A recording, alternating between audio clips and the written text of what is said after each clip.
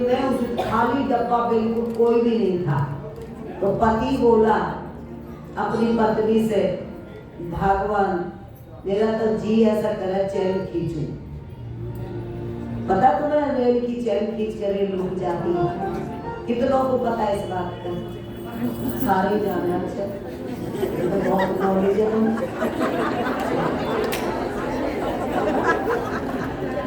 Rail की चैन खींचने का जी कर रहा मेरा, वो बोला। तो उसकी पत्नी बोली, मगर तुम्हें पता है इसको जुर्माना कितना? जुर्माना तो उन दिनों की बात है, पुरानी 250 रुपए जुर्माना। बोले 250 है भी तेरे दोनों? बोले ना। फिर कैसे करेगा? फीस तो लेना। चलो, पत्नी को तरस आया, उसे लगा कि मन की पूरी करने के लिए दुनिया कैसे क्या करती है। इसका मन कर रहा है तो कर दे इंतजाम। बोले चल कोई नहीं, मैं भी बिमला से माल के लाई थी, 150 रुपए ले रही हूँ। 100 उसका आदमी ले रहा था। औरतों पे ज्यादा हूँ मैं आदमियों से, और क्या कर करके। तो बोली, वो बोला 100 तो मैं ले रहा हूँ। फिर न्यू तो बताती नहीं सीधी कि मेरे हैं, न्यू बिमला पे सामान के लाई थी, चलती चलती मान लाई थी।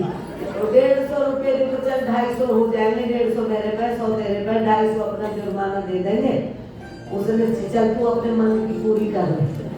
वो खड़ा हुआ, उसने चैन खींच दी, रेल रुकी, भागे आए, जो रेलवे पुलिस होती है वो आ गई। क्या हुआ क्या हुआ? अब उन्होंने एक चला, उसी वक्त एट ए टाइम उनका ध्यान गया ऊपर की सीट पे एक आदमी सो रहा था। वो पहले उन्होंने देखा नहीं था। उन्होंने कहा काम बन गया। अब वो जैसे ही पुलिस आई तो उसने कहा क्या हुआ? कहते इस आदमी ने हमारा पर्स मार लिया, पैसे चोरी कर लिए इस आदमी ने।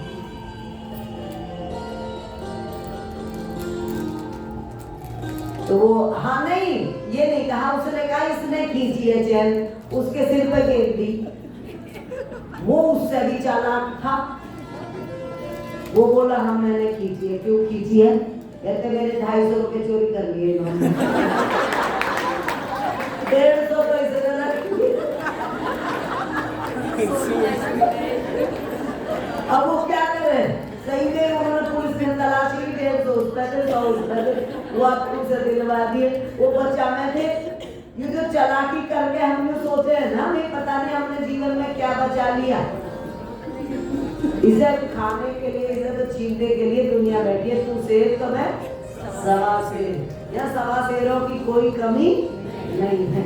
हम इतना बचाते बचाते अंत में हम पे कुछ भी नहीं बचता। बचाते नहीं है, सारा दिन घर रखा मैं, सारा दिन अनाज रखा मैं, सारा दिन अपने गहने रखा मैं, सारा दिन पैसा रखा मैं, करते रहते, खर्च करने में भी सोचते 100 बार।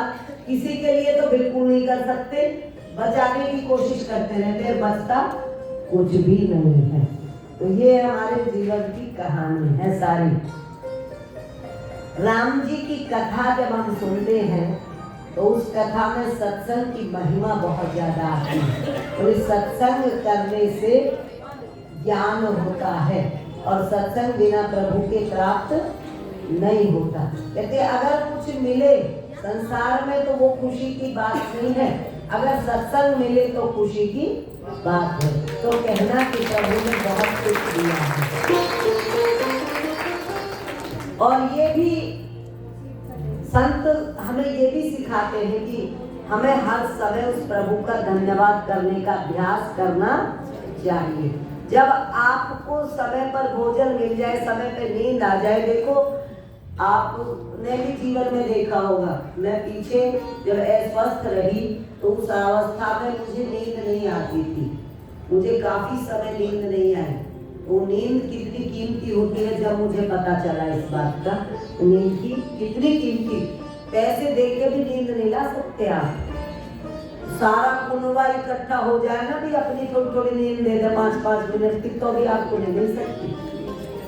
कुछ भी करके आपको वो मिल ही नहीं सकती। ये इतनी अनमोल चीजें रोज मिल रही हैं हमें, और हम कह रहे हम पे कुछ भी नहीं है। क्यों?